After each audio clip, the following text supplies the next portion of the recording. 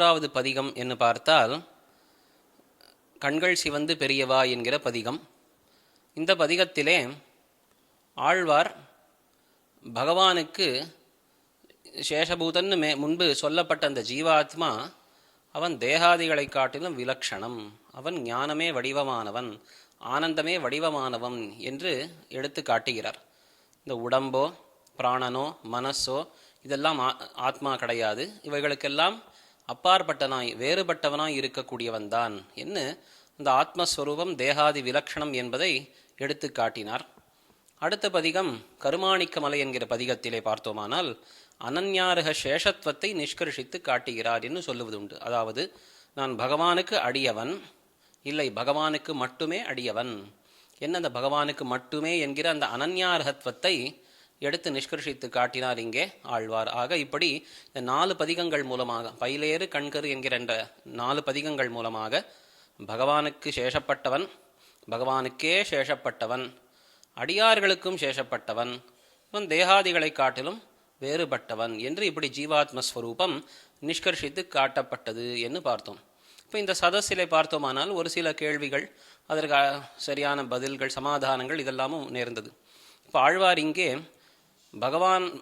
பகவானுக்கு சேஷப்பட்டவன் என்று சேஷத்துவத்தை பற்றி தான் மீளவும் இங்கே விஸ்தரமாக அருளி செய்தாரே ஒழிய இந்த 4 பதிகங்களிலேயும் பாரதந்திரியம் என்பதை காட்டவில்லையே. ஜீவாத்மஸ்வரூபம் என்று பார்த்தால் சேஷத்துவமும் பாரதந்திரியமும் என்றுதானே பிரசித்தம் அப்படின்னு ஒரு கேள்வி எழுந்தது. அதற்கு வித்வான்கள் இங்கே காட்டின சமாதானம்னு பார்த்தால் சத்தியம் பாரதந்திரியமும் இருக்குது. நமசப்தத்தினாலே பாரதந்திரியம் காட்டப்படுகிறது. ஆனால் பாரதந்திரியம் என்று சொன்னால் பகவான் இட்ட வழக்காக இருத்தல், தன்னை ரட்சிப்பதற்கு தான் ஒரு சாதனத்திலே பிரவருத்தி செய்யாமல் இருத்தல் என்று இப்படியெல்லாம் சொல்லுகிறோம். அப்போது அது சாதன ஸ்வரூபத்தை விளக்க வந்த 4 பதிகங்களிலே இது காட்டப்பட்டு விட்டது.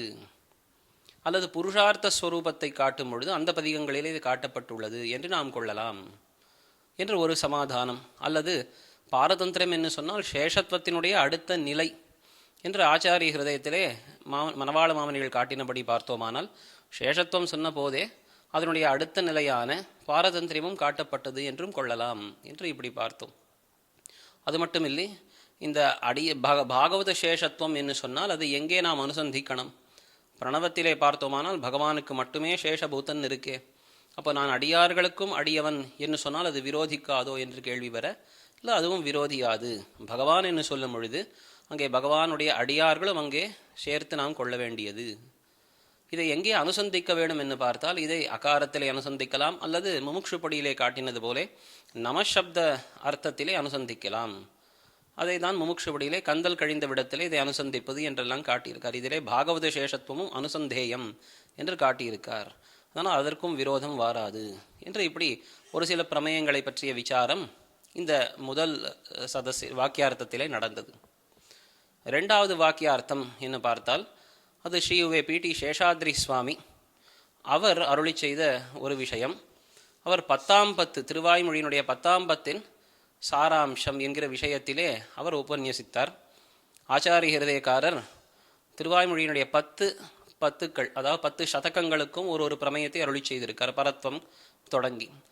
அதிலே பார்த்தோமானால் ஆர்த்திஹரத்வம் என்கிற ஒரு குணம் இந்த 10ஆம் பத்திலே காட்டப்படுகிறது. அடியார்களுடைய முக்கியமாக ஆழ்வாருடைய அந்த ஆர்த்தி, ஒரு துக்கத்தை எம்பெருமான் போக்கினான் என்று அந்த ஒரு குணம் வெளிப்படுகிறது என்பதாக காட்டியிருக்கார். அதை முதலில் எடுத்துரைத்து அதில் ஒரு பதிகம் 10ஆம் பத்தில் இருக்கக்கூடிய ஒரு பதிகத்தினுடைய பிரமேய அம்சத்தையும் விண்ணப்பித்து கொண்டு வந்தார். அப்போது 2-3 விஷயங்களை பற்றிய விசாரமும் நேர்ந்தது. எங்கே அப்படின்னு பார்த்தால் 10ஆம் பத்தில் முதல் பதிகமே அந்த திருமோகூர் ஆத்தன் ஆழ்வாருக்கு வழித்துணையாக இருக்கிறான், தானே வழித்துணையாம் என்று மணவாள மாமனிகள் காட்டியது போலே அந்த மார்க்க பந்துவாக இருக்கக்கூடியவன் இவனே என்று காட்டப்பட்டது. அப்போ அங்கே வழி என்று சொன்னால் எதை கொள்ள வேணும் என்று ஒரு விசாரம் நேர்ந்தது. அப்போ ஆழ்வாருக்கு வழி என்று சொன்னால் சரீரத்திலிருந்து புறப்பட்டு அர்ச்சிராதி மார்க்கத்திலே சொல்லுவது இருக்கே, அந்த ஒரு வழியைத்தான் இங்கே குறிப்பிடுகிறார் என்று கொள்ள வேணும் என்பதாக ஒரு விஷயம். அது மட்டுமின்றி எந்த வழி ஆழ்வாரை பார்த்தோமானால் மற்றைய ஒரு பக்த பிரபன்னர்களைப் போலே ஆழ்வாரை வேறு சில தேவதைகளை கொண்டு தன்னிடத்திலே சேர்த்து கொண்டான் என்று சொல்ல முடியாது. ஸ்பஷ்டமாக பூர்வாச்சாரியர்கள் காட்டியிருக்கார்கள். ஆழ்வார் போன்ற ஒரு சில வியக்தி விசேஷத்திலே பகவான் தானே நேரடியாக வந்து அந்தந்த ஆத்மாக்களை அழைத்துச் செல்கிறான் என்று பார்க்கப்படுகிறது. அதனால் அர்ச்சிராதி மார்க்கம் என்பதுதான் ஆழ்வார் சென்ற மார்க்கம் வழி. ஆனால் அதில் அர்ச்சிச முதலிய தேவதைகள் வந்து ஆழ்வாரை அழைத்து சென்றார்கள்னு மற்ற முக்தர்களுக்கு சொல்லுவது போலே சொல்லிவிட முடியாது.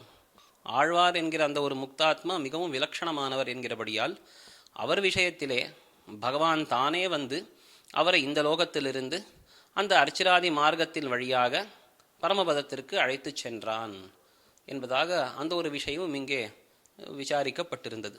ஆக இப்படி இந்த டி சேஷாத்ரி சுவாமியினுடைய அந்த ஒரு பத்தாம்பத்து அதனுடைய பிரமேயத்தை பற்றியதான ஒரு உபன்யாசமும் நேர்ந்தது.